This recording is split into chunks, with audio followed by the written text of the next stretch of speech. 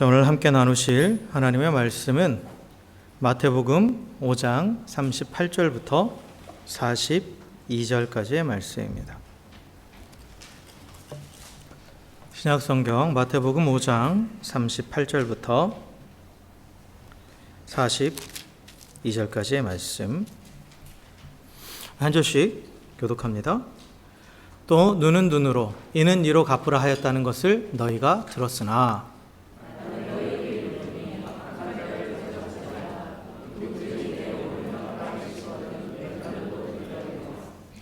또 너를 고발하여 속옷을 가지고자 하는 자에게 겉옷까지도 가지게 하며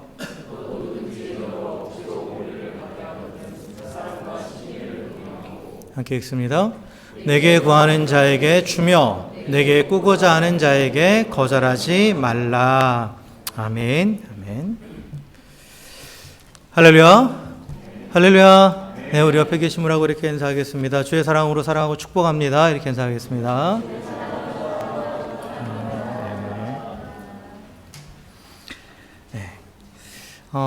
우리가 계속 몇 주간에 걸쳐서 마태복음 5장의 산상수훈의 내용들을 지금 살펴보고 있죠.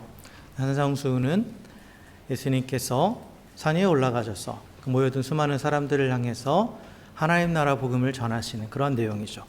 그래서 그들에게 먼저 예수님께 선포하신 게 뭡니까? 예수님으로 인해서 하나님 나라가 시작됐다. 그러하게 너희들은 복된 자다 라고 그렇게 말씀하셨죠. 그래서 세상에서 소망을 잃어버린 그 모든 자들을 향해서 이제 하나님 나라가 시작되었으니까 너희들은 복을 받은 자다라고 그렇게 선포하셨습니다. 그래서 예수님으로 인해서 하나님 나라가 시작되었죠. 그 하나님 나라가 예수님으로 인해서 누구든지 들어갈 수 있도록 열렸습니다. 그래서 예수님을 주와 그리스도로 고백하는 자는 누구든지 그 나라에 들어가서 그 나라의 백성이 된 거죠. 예수님께서는 분명하게 그 앞에 모여든 모든 자들을 향해서 이미 너희들은 하나님 나라, 시작된 하나님 나라를 보고 있다. 그리고 나로 인해서 그 나라에 들어간다 라고 이렇게 선포하셨습니다. 그러기에 예수를 주와 그리스도로 고백한 우리 모두는 그 하나님 나라에 속한 자예요. 그래서 그 하나님 나라의 백성입니다. 그리고 예수님께서는 이제 계속해서 말씀하시는데 그 하나님 나라를 살아가는 하나님 나라의 백성은 이 땅에 살아가는 종교 지도자들, 다른 수많은 사람들이 가지고, 종교인들이 가지고 있는 그 의보다 더 나은 의를 가진 자다 라고 선포하셨죠. 그래서 더 나은 의를 가졌다라는 것. 그래서 그들과는 다른 삶의 방식으로 살아간다. 하나님 나라의 삶의 방식은 다르다라고 그렇게 말씀을 하십니다. 그리고 그 더 나은 의가 어떻게 나타나느냐? 우리의 착한 행실로 나타난다라고 말씀하시면서 그 착한 행실을 쭉 이제 그 착하다라는 것이 도덕적으로 착하다 그걸 의미하는 게 아니라 다르다라는 거예요. 다르다. 그 다른 삶의 모습들을 쭉 이제 구체적으로 설명하시면서 옛 계명과 비교하면서 그래서 살인하지 말라라는 계명, 그리고 간음하지 말라, 맹세하지 말라 이 세 가지 계명을 앞에서 지금 다뤘죠 우리가. 그래서 단순히 육체적으로 사람을 죽이는 것만이 살인이 아니라 형제를 향해서 분노하고 모욕하고 멸시하는 것 자체가 살인인데 하나님 나라의 백성은 살인하지 않는다.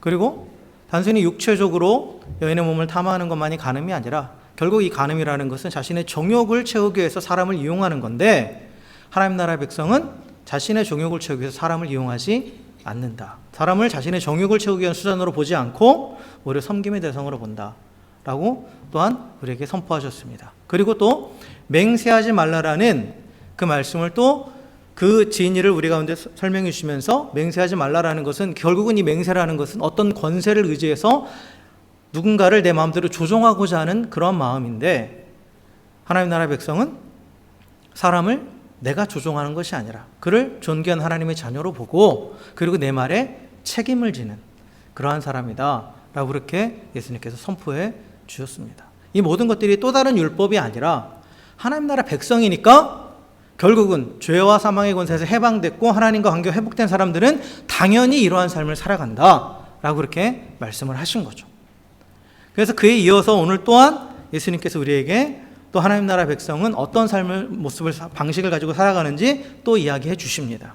그게 바로 이제 오늘 38절부터 42절의 내용이죠. 그래서 이것은 결국은 나에게 피해를 주는 자, 나에게 손해를 주는 자에게 어떻게 대할 것인가? 어떻게 대할 것인가에 대한 그런 문제예요. 그래서 우리가 너무나 잘 아는 말씀이에요. 사실 이 말씀은 뭐 여러분 많이 들으셨을 거예요. 이건 믿지 않는 사람들도 많이 들은 말씀이죠. 오른뺨을 맞으면 왼편을 내어줘라. 이런 말은 뭐 믿지 않는 자들 다 예수님이 하신 말씀 가운데 누구나 다 아는 그런 말씀이에요. 그래서 이 개인적으로 당하는 모욕과 또한 피해, 이러한 것들이 왔을 때 그렇다면 하나님 나라의 백성은 어떻게 반응하는가? 그 종교 지도자들이 가지고 있는 그 율법의 기회는 의보다 더 나은 의는 어떠한 방식인가? 라는 것을 예수님께서 가르쳐 주십니다. 그래서 먼저는 지금 율법이 가르쳐 주고 있는, 그리고 서기관과 바리새인들이 가지고 있는 율법에 기인한 의, 그 방식이 무엇인지를 먼저 얘기하시죠. 38절에 보면 또 눈은 눈으로 이는 이로 갚으라 했다는 것을 내가 들었으나 라고 이렇게 말씀하시죠. 그래서 눈은 눈으로 이는 이로 갚으라 라고 했다는 이 말씀은 그 구약의 율법이에요. 그래서 출애굽기 21장 23절부터 25절에 이 내용이 나옵니다. 그래서 쭉 하면 여기에 보면 생명은 생명으로, 눈은 눈으로, 이는 이로, 손은 손으로, 발은 발로, 된 것은 된 것으로, 상하게 한 것은 상함으로, 때린 것은 때림으로 갚을지니라 라고 되어 있어요. 그래서 여기서 이제 기인한 거죠. 그래서 우리가 흔히 눈에는 눈, 이에는 이, 이거를 이렇게 줄여서 뭐라고 하죠? EJ는 오랑캐로서 오랑캐를 제압한다고 눈이라고 하잖아요. 요즘 사람들 줄여서 하는 말. 예. 눈이 그렇게 많이 하죠. 눈에는 눈, 이에는 이다 라고 하는. 그래서 이 말씀은 모든 종류의 어떤 손해를 받고 상해를 가했을 때, 그리고 그 실제적으로 일어난 어떤 또 상해가 아니더라도 내가 누군가에 대해서 악한 마음을 품었을 때에 대한 그것에 대한 배상까지도 얘기를 하는 거예요. 그래서 이걸 좀 구체화시킨 게 이제 레위기하고 신명기인데, 레위기 24장 17절부터 21절에 보면 이런 내용들이 나옵니다. 사람을 쳐 죽인 자는 반드시 죽일 것이고, 짐승을 쳐 죽인 자는 짐승으로 갚을 것이고, 그리고 그 이웃에게 상해를 입혔으면, 그러니까 육체적으로 그 해를 가했다라는 거죠. 행한 대로 그대로 그에게 행할 것이니 상처에는 상처로, 눈에는 눈으로, 이에는 이로 갚을지라. 남에게 상해를 입힌 그대로 그게 그렇게 할 것이며 라고 이렇게 돼 있어요. 그래서 육체적으로 상해를 가했든지 어떤 재산상의 손해를 봤을 때는 그대로 갚아주라는 거예요. 그거 한 대로 그대로 하라는 거죠. 그리고 신명기 19장 14절부터 21절에도 이러한 대목이 나오는데, 이때 여기는 조금 성격이 달라요. 이건 뭐냐면 실제적으로 어떤 손해를 끼친 건 아니에요. 근데 여기 뭐가 나오냐면 재판 시 위증하는 것에 대해서 나와요. 그러니까 재판을 하는데 그 이웃에 대해서 위증하는 자, 그 이웃을 공경에 빠지게 하기 위해서 위증하는 자에게는 그가 그 상대방에게 그 하고자 했던 그대로 갚아라. 그대로 갚아줘라. 그러니까 예를 들어서 내가 위증을 통해서 이 사람이 뭐 살인죄로 복역하기를 원했다. 그런데 그 위증이 밝혀졌다. 그러면 그 위증한 사람을 똑같은 형벌에 처하라는 거예요. 살인자가 받는 형벌은 똑같은. 자기가 꾀했던 그대로 갚아주라는 거죠. 여기서도 나오는 게 신명기 19장 21절에 생명은 생명으로, 눈에는 눈으로, 이에는 이로, 손에는 손으로, 발에는 발로 이렇게 나오고 있습니다. 그래서 이 율법이 지금 가르치고 있는 부분이 이게 이제 보복에 대한 부분이잖아요. 근데 사실 율법의 초점은 보복이 아니에요. 사실 율법이 가르치는 거는 뭐냐면 상대방의 생명과 육체와 재산을 존중하라라는 거예요. 그걸 귀하게 여기라는 거예요. 그걸 귀하게 여기라는 거죠. 그렇지 않을 경우 이렇게 이제 보복을 할 수 있게 해놓은 거죠. 그러니까 이거 보복하라가 초점이 아니죠. 보복하라가 초점이 아니에요. 상대방이 가진 생명과 소유를 귀중하게 여기라는 생명 존중의 사상이 원래 여기 담겨 있는 거예요. 그러나 우리가 이 땅을 살아가다 보면 사실 공동체 안에서 이렇게 우리가 여러 사람들과 살아가다 보면 우리 인간의 연약함 때문에 또 죄악된 세상으로 받은 영향 때문에 부득이하게 타인의 생명과 재산에 손해를 입힐 만한 상황들이 벌어지기도 하죠. 그래서 그런 상황이 벌어졌을 때는 합당한 보상을 하고 그 한계를 명확히 하는 겁니다. 그래서 이 눈에는 눈, 이에는 이는 뭐냐? 과잉으로 보복하는 것을 막는 거예요.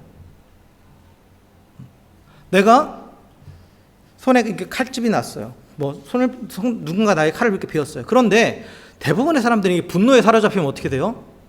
그거 이상으로 안갚음을 하잖아요. 그거 이상으로 안갚음을 해요. 그러니까 그걸 막는 거예요. 그걸 막는 겁니다. 그래서 이걸 우리가 이제 동해 보복법이라고 하는데, 동일한 해를 가함으로써 보복한다라는 이 동해 보복법이라고 하는데, 이것은 어떻게 보면 이 동등한 피해를 통해서 서로 공평하게 만드는 거예요. 그러니까 내가 이러한 피해를 봤으니까 너도 똑같은 피해를 받아, 그러면 우리가 공평해지는 거야 라는 그러한 원리입니다. 그러니까 가해자가 똑같은 손해를 받음으로써 배상하게 되는 거예요. 근데 여기서 분명한 것은 뭐냐? 당한 것 이상으로는 할 수 없어요. 당한 것 이상으로는 할 수 없고, 그럼으로써 양쪽이 공평하게 똑같아지는 거예요. 그럼으로써 더 이상 보복의 순환이 멈추는 거죠. 멈추는 겁니다. 근데 이게 지금 말이 쉽지. 똑같이 피해봐서 똑같이 공평해진다는 말 자체도 사실 우습죠. 그렇잖아요. 이건 모두가 다 불행해지라는 거예요. 그렇잖아요. 모두가 다 불행해지는 거죠. 같은 피해를 입어야 되는 거니까. 모두가 다 불행해져야 되는 거예요. 그리고 정확하게 똑같은 형태로 보복을 하는 게 과연 가능한가? 쉬운 예를 들어볼게요. 우리 교회에 그 서지수 선생님 계시잖아요. 그 서지수 선생님하고 이제 김진순이죠. 진순이 형 이제 부부잖아요. 그 둘이 노는 걸 가끔 보면 너무 재밌어요. 근데 둘이 장난을 치다가 예전에 보니까 진순이 형제가 그 우리 전사님을 한 대 팍 때렸어요. 그러니까 전사님 성깔이 있잖아요. 그래서 열받아가지고 너 왜 때리냐고. 그러니까 너도 때려 이렇게 된 거예요. 그러니까 서주 선생님이 확 때렸어요. 그러니까 진수가 놀래가지고 내가 그렇게 세게 때렸어? 자기가 때린 것보다 더 세게 때렸다 이거예요. 그 삐지더라고요. 네? 이런 경험들 여러분 해보셨죠? 내가 똑같이 갚아준다고는 하지만 상대방은 뭐예요? 내가 너한테 그렇게까지 했어? 응? 왜 너 나한테 더 심하게 해? 그러면서 또 이제 넘어가는 거죠. 이게. 그러니까 이 동해보복이라는 게 사실 이 차로 딱 잰 듯이 이게 되는 게 아니에요. 이 사람의 감정이라는 것도 있고, 그리고 나만 피해보는 게 아니거든요. 어떤 일이 있을 때 우리 가족도 당하는 게 있어요. 그걸 어떻게 다 똑같이 만들겠어요? 그건 어쨌든 현실적으로 불가능한 거예요. 그리고 아까도 말씀드렸지만 사람은 뭔가 보복하기 시작하면 과잉으로 보복하게 되어 있습니다. 분노가 차기 시작하면. 그래서 그게 불가능한 거예요. 그러니까 이 보복이 멈추지 않는 거죠. 그냥 똑같이 정말 자로 된 듯이 똑같이 됐다라면 거기서 멈추는 게 맞는데 조금이라도 넘어가게 돼 있어요. 그러니까 이쪽에서는 너 왜 넘어왔어? 나 이만큼 더 해야지. 그럼 내가 또 그것만큼 또 내가 너한테 보복해야지. 그럼 또 이쪽에서 또 넘어왔어? 이렇게 하다 보면 결국은 어떻게 되느냐? 가해자는 없고 피해자만 남는 거죠. 아까도 그 두 부부가 맞은 사람만 있는 거예요. 때린 사람은 없어요. 그죠? 맞은 사람만 남는 거예요. 해결되지 않는 겁니다. 절대로. 그리고 오히려 그 보복의 강도는 더해져 가면서 결국은 모두가 다 피해자가 되고, 그리고 하나됨은 이루지 못하고 오히려 계속해서 분열하고 더 반목하게 되는 거예요. 그런데 오늘날의 세상은 이 원칙을 가지고 적용을 하죠. 그잖아요. 여러분, 전쟁을 보면 너무 알 수 있죠. 오늘날 그 이스라엘과 하마스의 전쟁, 그죠? 한쪽에서 미사일을 날리면 이쪽에서 보복해요. 근데 또 그러면 또 가만 안 있죠. 또 보복하죠. 이게 끊임없이 오가죠. 그래서 그 안에서 수많은 사람들이 죽어가죠. 그죠? 그러니까 보복이 이 문제를 해결하지 못해요. 보복으로는 절대 평화를 가져오지 못하죠. 보복의 근원은 그리고 분노입니다. 분노. 오늘날은 분노의 시대예요. 사람들이 다 앵그리하죠. 분노에 차 있어요. 그래서 조금만 건드리면 막 그 분노를 쏟기 위해서 쏟아버릴 대상을 찾아 헤매는 것 같아요. 그러니까 이 동일한 손해를 갖게 함으로써 서로 공평을 이룬다? 이것은 결국은 다 같이 죽자예요. 다 같이 죽자입니다. 그래서 이런 방식으로는 참 평화가 올 수 없는 거죠. 그런데 오늘날 세상은 어쨌든 이 원칙대로 움직이려고 해요. 이것만 해도 어쨌든 공평하다라고 생각을 하는 거죠. 이것만 해도 공평하다. 그런데 예수님으로부터 시작된 하나님의 나라는 그것보다 더 나은 일을 가지고 있잖아요. 그에 대해서 예수님께서 오늘 말씀해 주시는 거예요. 개인적으로 모욕을 당하고 피해를 당하고 억압을 당할 상황에서 그렇다면 이미 시작된 하나님 나라를 살아가고 있는 하나님 백성은 어떠한 반응을 보이느냐? 예수님께서 말씀하십니다. 뭐라고 말씀하시냐면 악한 자를 대적하지 말아라 라고 말씀하세요. 악한 자를 대적한다. 대적한다라는 말이 가지고 있는 원어적인 의미는 뭐냐면 같은 편에 동등한 위치에 서다라는 거예요. 동등한 위치에. 그러니까 악한 자를 대적한다라는 건 이 악한 자와 똑같은 악한 자가 된다라는 거예요. 악을 악으로 갚는 거죠. 그것을 하지 말아라 이거예요. 여러분 오해하지 마세요. 악한 자를 대적하지 말라라는 게 이 정당한 권리와 정의 구현을 포기하라는 그런 의미는 아니에요. 그런 의미는 아닙니다.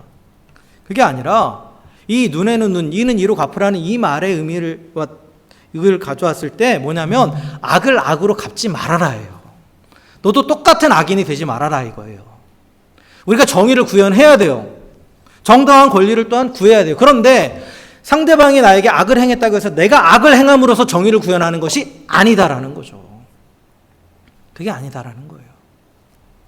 하나님 나라 방식 그게 아니에요. 그러니까 보복하지 말라 이거예요. 보복한다라는 거 똑같이 악을 행하는 자가 되지 말라라는 거죠.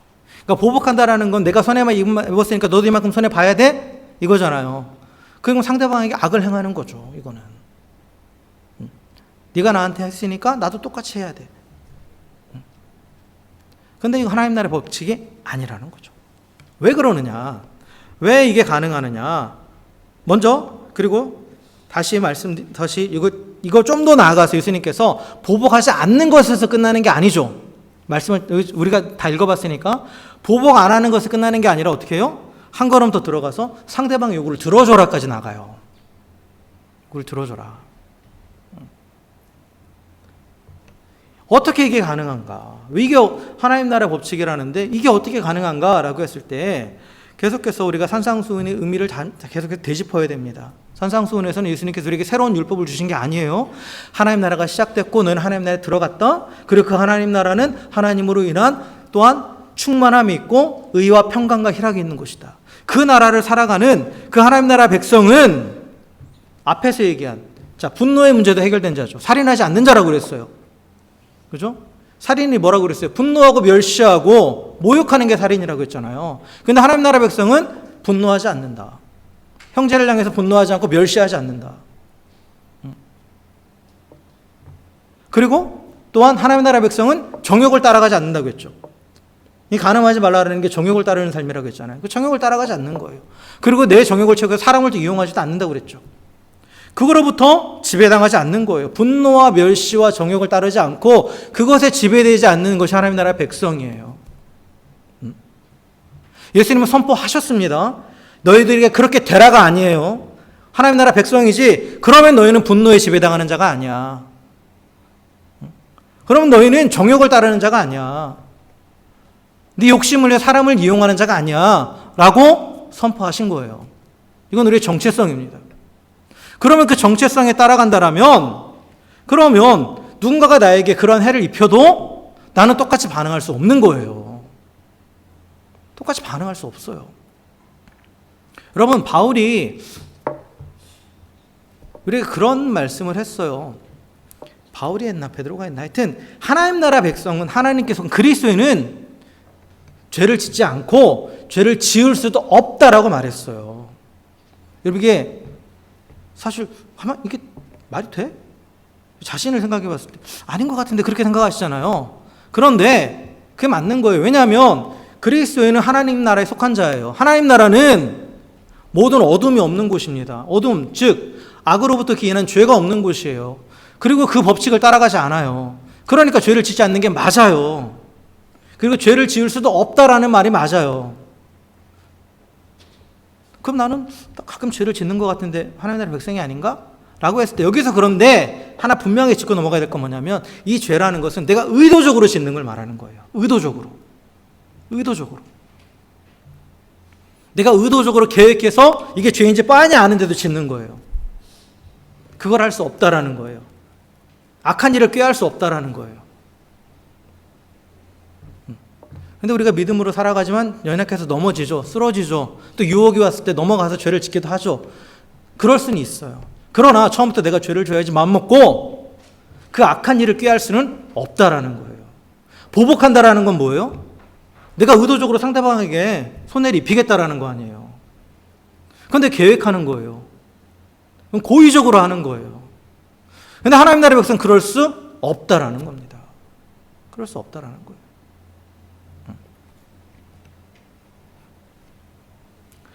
하나님 나라의 백성은 왜 그럴 수 없느냐? 이 올바른 자존감이 있어요. 여러분, 모욕을 당할 때 어떤 사람이 더 거기에 격하게 반응합니까? 자존감이 무너진 사람들입니다. 그런데 하나님 나라에 속한 자는 하나님 안에서 나 자신을 봐요. 하나님을 바라보고 그 하나님이 존귀하게 여기시는 나 자신을 봅니다. 그러니까 올바른 자존감을 가지고 있어요. 그래서 올바른 자존감을 가지고 있는 자는 외부적으로 나에게 어떤 모욕적인 상황이 와도 물론 힘들긴 하겠죠. 그러나 그걸로 인해서 내가 바뀌진 않아요. 거기에 내가 분노로 반응하진 않아요. 예수님이 그러셨죠. 예수님이 우리에게 보이신 본이 그거예요. 하나님의 아들로서 이 땅에 와서 얼마나 많은 모욕을 당하셨어요. 그런데 절대 흔들리지 않으셨죠. 절대 흔들리지 않으셨어요. 올바른 자존감을 가지고 있기 때문에 상대방의 반응에 따라 상대방이 나를 어떻게 대하느냐 거기에 좌지우지되지 않아요. 그리고 또한 다른 사람을 바라볼 때도 나의 일반적인 시각으로 바라보는 게 아니라 하나님의 눈으로 바라보게 돼요. 그래서 그 사람을 하나님의 존귀한 자로 보고 또한 그 안에 있는 그런 연약함들, 그런 부족함들을 보면 나도 똑같은 자다. 나도 그러한 연약한 자다. 그런데 나는 하나님 안에서 그 부분들이 하나님의 은혜 가운데 다 회복되어 가고 있는 중이고, 그러나 저 사람은 그게 아니니까 오히려 그를 불쌍히 여기게 되는 거예요. 그래서 하나님 안에서 나를 보고 하나님 안에서 다른 사람들을 봐요. 나에게 해를 끼치는 자라 할지라도. 그리고 그 모든 것들 가운데도 하나님의 섭리가 있을 것을 믿어요. 그리고 무엇보다도 또 뭐를 믿냐면 하나님이 공의의 심판자 되심을 믿습니다.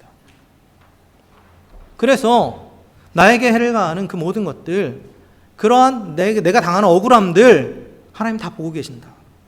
하나님이 다 갚아주신다. 그리고 나에게 해를 가하는 저 사람 회개하지 않으면 하나님 반드시 심판하신다. 그래서 그 공의와 심판하시는 정의의 하나님을 우리가 믿기 때문에 내가 판결하고 내가 심판하려고 하지 않는 거예요. 내가 판결자가 되고 내가 심판자가 된다는 건 내가 하나님이 되는 거잖아요. 하나님께 맡기는 거예요. 전적으로. 그래서 이런 시각을 가진 자, 그리고 또한 내가 하나님 앞에서 이러한 존재라는 것을 깨달은 자는 이렇게 기도할 수 있어요. 아버지여, 저들을 사하여 주옵소서. 자기들이 하는 것을 알지 못함이니이다. 예수님이 십자가에 못 박히시면서 하신 기도죠. 이 기도를 할 수 있습니다. 나를 죽이려고 하는, 나의 모든 것을 빼앗아가고 죽이려고 하는 자들을 향해서도 이러한 기도를 할 수 있는 거예요. 이게 악한 자를 대적하지 않는 겁니다. 그러면서 오늘 예수님께서 악한 자를 대적하지 말라는 큰 전제를 주시고 그 뒤에 이제 몇 가지 예를 드시죠. 이 부분들이 이제 예예요. 우리가 여기를 보면 이 분노와 복수심을 유발하는 상황들이 나와요. 상황들이 나옵니다. 근데 이에 대해서 하나님 나라 백성이 어떻게 대응하는가, 그에 대해서 얘기를 하시는데, 우리가 이걸 보면은 네 가지처럼 보이는데 원래는 세 가지고 마지막 하나는 정리하는 겁니다. 그래서 세 가지가 뭐가 나오냐면 내 오른편 뺨을 치는 자, 그리고 또한 두 번째는 나를 고발해서 속옷을 가져가고자 하는 자, 세 번째는 나를 억지로 오리를 가게 하는 자. 이 세 가지가 나오고 이 상황들에 대한 정리가 마지막에 너에게 구하는 자, 꾸고자 하는 자, 이러한 식으로 정리를 하시는 거예요. 그래서 첫 번째, 내 오른편 뺨을 치는 자, 그에게 어떻게 하라? 내 왼뺨도 돌려대라 라고 되어 있죠. 이건 너무나 잘 아시는 말씀이에요. 자, 오른편 뺨을 치는다라는 것은 뭐 하는 거예요? 모욕하는 겁니다. 나를 모욕하는 거예요. 왼손으로 이렇게 때리는 거잖아요. 오른편 뺨을 치는 것은 엄청난 모욕이에요. 그런데 나를 모욕하는 자에게 똑같이 모욕하라, 갚아줘라, 이게 아니라는 거죠. 아까도 말씀드렸지만 오른편 뺨을 때는 자, 나를 모욕한다라는 건 그가 나에게 분노하고 있고 또 나를 멸시하고 있다라는 거죠. 나에게 모욕을 주고 있다라는 거. 이건 뭐예요? 살인이에요. 그죠? 누군가가 나에게 살인을 하고 있는 거예요. 나를. 그럼 이에 대해서 보복하는 건 뭐예요? 나도 똑같이 살인하는 거예요. 근데 아까 뭐라고 그랬어요? 하나님 나라의 백성은 살인하지 않는다고 했죠. 살인하지 않는 거예요. 그러니까 그냥 잠잠히 당하고 있다라는 거죠. 당하는 쪽을 택한다라는 거예요. 그렇게 할 수밖에 없다라는 거예요. 살인할 수 없는 자기 때문에. 근데 여기서 또 하나 더 나아가요. 어떻게 알아?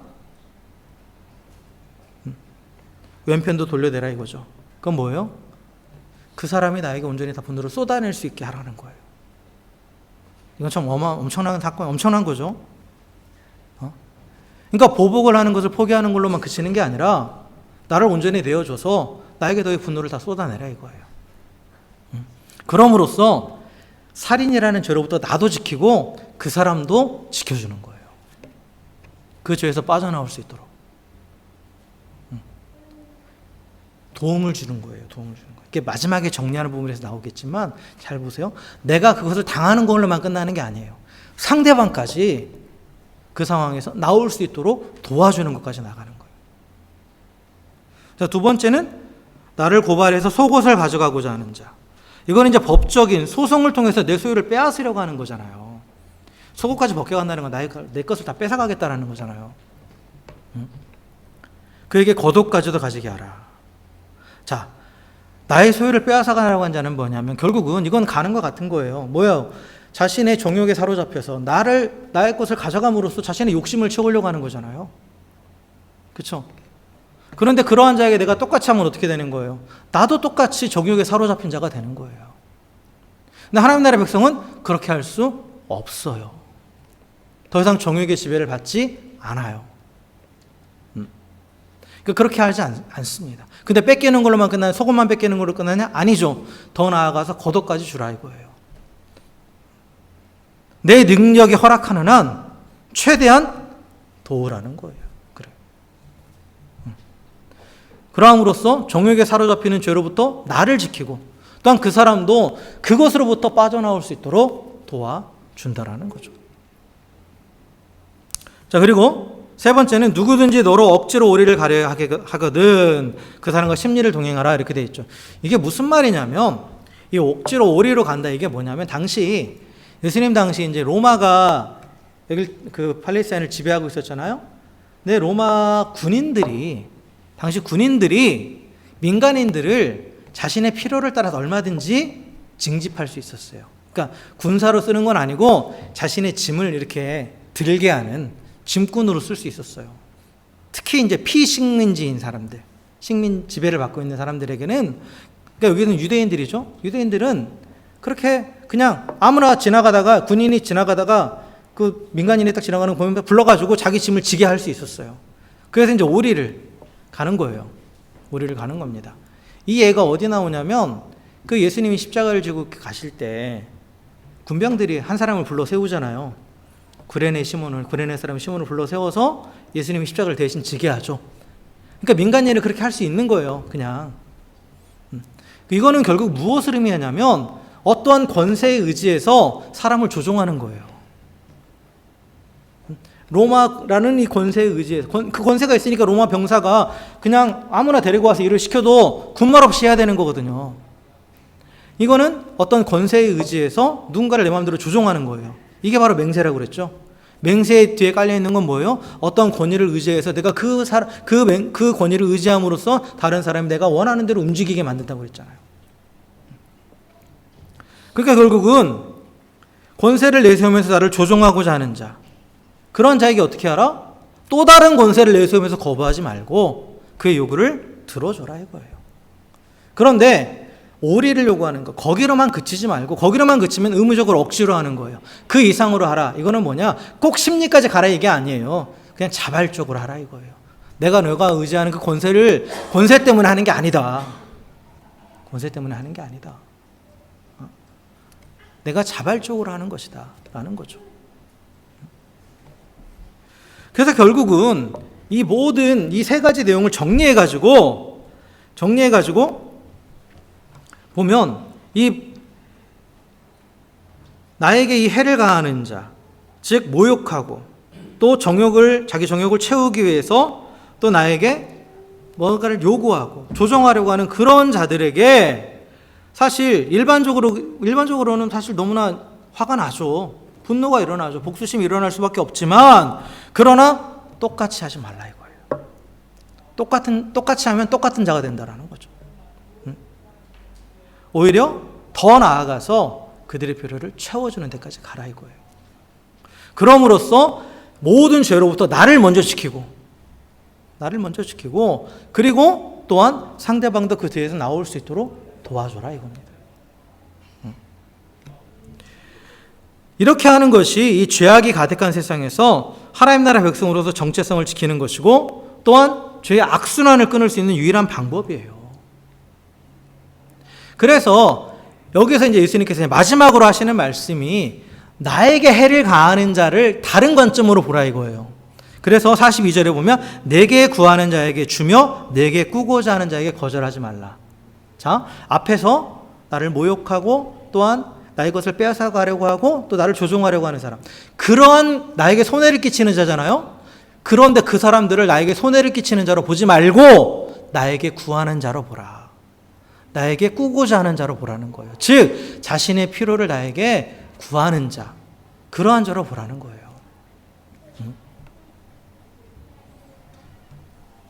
사실 그들이 나에게 뭔가 요구할 권리는 없죠.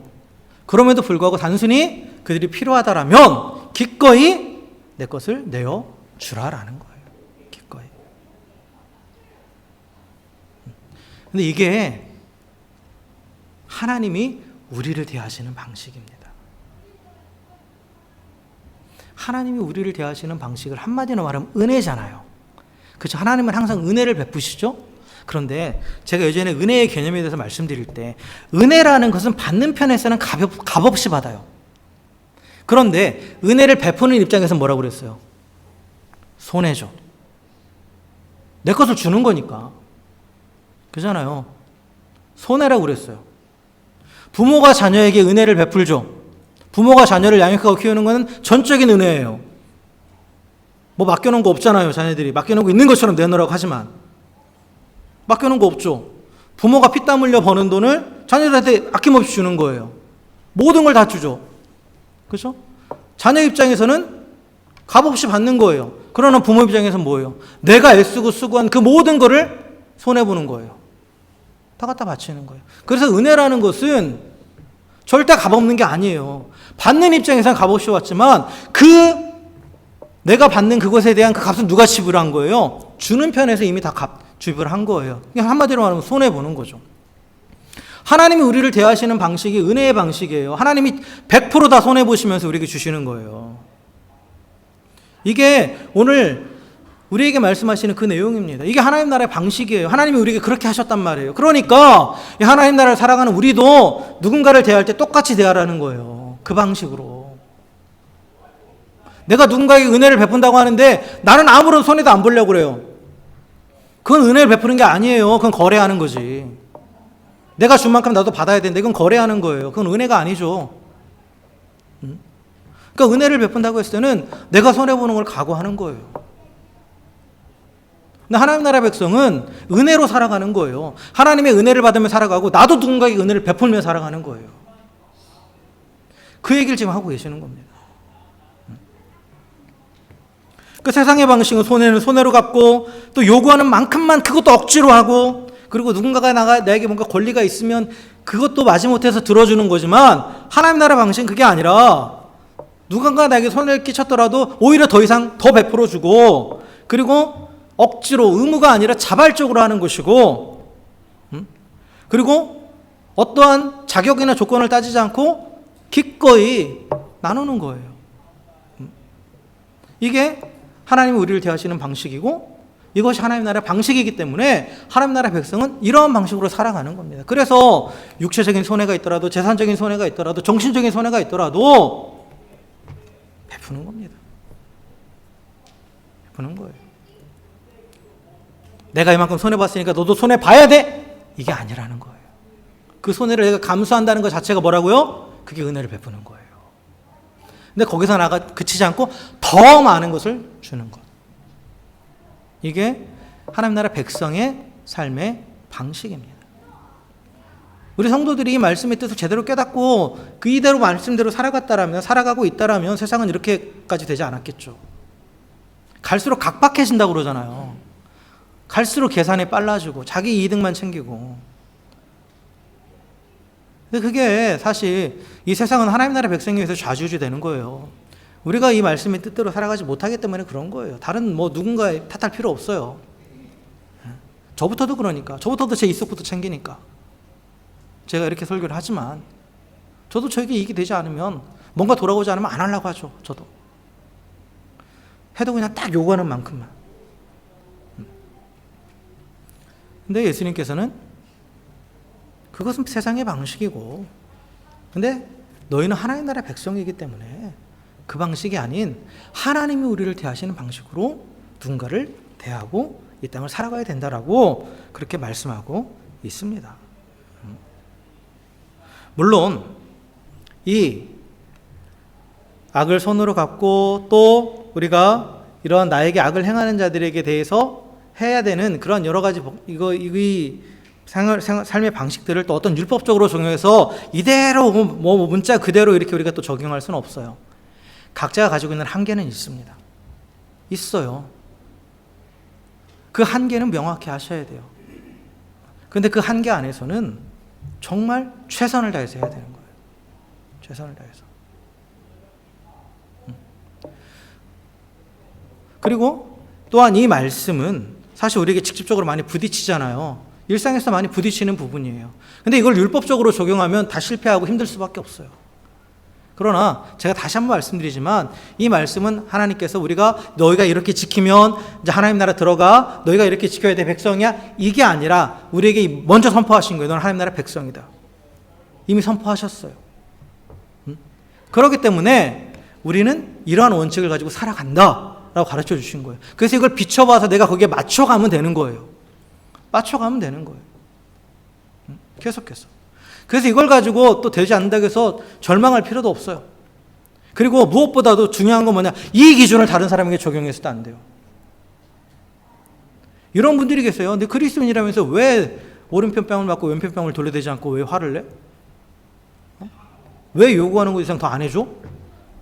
그렇게 말하는 사람들이 있는데 그거는 말씀을 내가 누군가에게 그걸 요구할 수 있는 권리가 있다는 건 절대 아니에요. 그게 이 말씀이. 내가 하나님 앞에서 제가 여러분에게 이렇게 설교를 하지만 이걸 가지고 제가 여러분한테 왜 그렇게 안 하세요? 이렇게 못하는 거예요. 여러분들이 말씀을 듣고 하나님 앞에서 내가 한계를 정하고 내가 어떻게 반응해야겠다는 것도 결단하고 해 나가야 될 부분이지, 이걸 어떤 율법의 조항처럼 자 심리 가세요, 자 왼뼘 돌려대세요, 이렇게 할 수 없는 거예요. 여러분은 그걸 원하실 수도 있어요. 그러나 그걸 그렇게 명확하게 구분 지어주잖아요. 뭔가 하나를 조항을 제시해주잖아요. 그 다음은 뭘 생각할까요? 어떻게 하면 이 조항을 빠져나갈까를 생각하시겠죠. 그렇잖아요. 그러니까 이걸 어떻게 적용할 것인가는 여러분들이 각자 하나님 앞에서 이 말씀에 가지고 있는 참된 의미를 또 묵상하면서 지금 내에 처해 있는 상황들을 보면서 하나님 앞에서 결단하고 또 한계를 짓고 해야 될 부분이에요. 어느 누구도 이렇게 하라고 이렇게 저렇게 하라고 할 수도 없어요. 그걸 가지고 또 판단할 수도 없습니다. 철저하게 여러분들이 하나님 앞에서 이 경계를 정하고 하는 것은 여러분들의 몫이에요. 그러나 제가 지금 드리는 것은 원칙을 말씀드리는 거예요. 우리 하나님 나라 백성이기 때문에 세상과는 다른 원칙, 내가 손해를 보더라도 은혜를 베푸는 삶을 살아가는 그 원칙을 가지고 살아간다라는 거죠.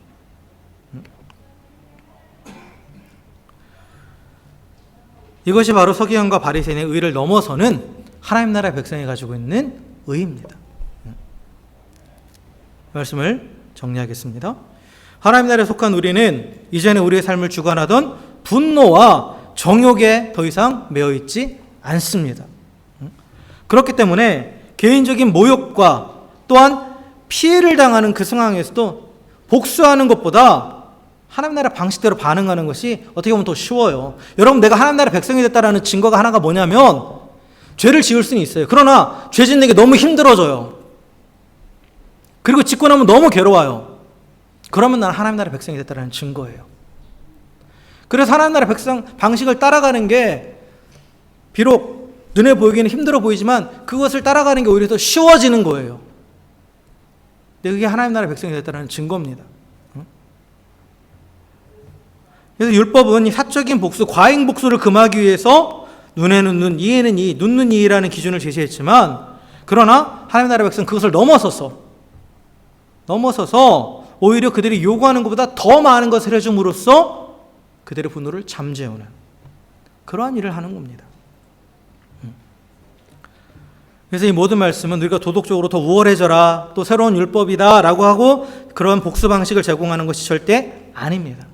그건 하나님께 속한 하나님 나라 백성이 가지고 있는 성품이고 그 안에 있는, 이미 그 안에 있는 더 나은 의예요.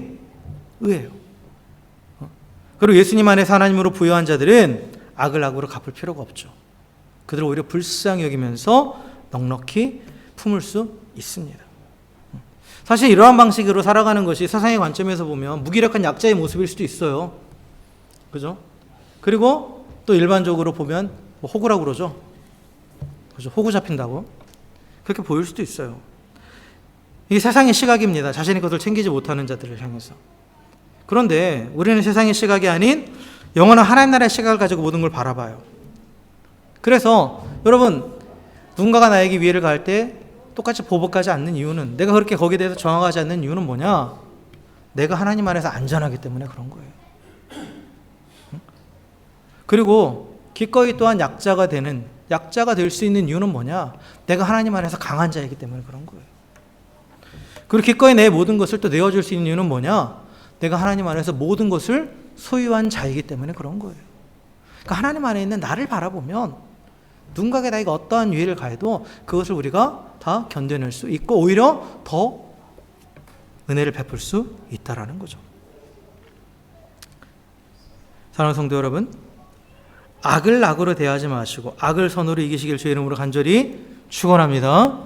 내게 손해를 끼치는 자, 피해를 주는 자에게 똑같은 손해, 똑같은 피해를 줌으로써 복수하려 하는 자가 아니라 그것을 감수함으로 은혜를 베푸는 자 되기를 주의 이름으로 간절히 축원합니다. 그리고 오히려 그러한 자들을 불쌍히 여기면서 이들의 필요가 무엇인지를 오히려 들여다보고 한 걸음 더 나아가서 그 필요를 채워줄 수 있는 우리 모두가 될 주의 이름으로 간절히 축원합니다. 그러나 여러분, 분별은 하셔야 돼요. 내가 어디까지 할 수 있는지는 분별하셔야 됩니다. 제가 성도님들한테 그런 말씀을 많이 드려요. 열심히 섬기고 헌신하고 했는데 너무 힘들게 해서 또 좀 안 되겠다 하시는 분들한테 제가 그러죠. 거기까지라고. 거기까지입니다. 그 이상으로 넘어가는 것은 오히려 나를 죽이는 거기 때문에 그 부분은 또한 명확한, 아까도 말씀드렸지만 선을 그으셔야 돼요. 내가 어디까지 할 거는 거는 그것은 하나님과 내가 기도하면서 결정해야 될 부분입니다. 그러나 어쨌든 간에 그 안에서는 누군가 뭔가를 요구한다 할지라도 어떤 자격이나 이런 걸 따지지 말고 최선을 다해서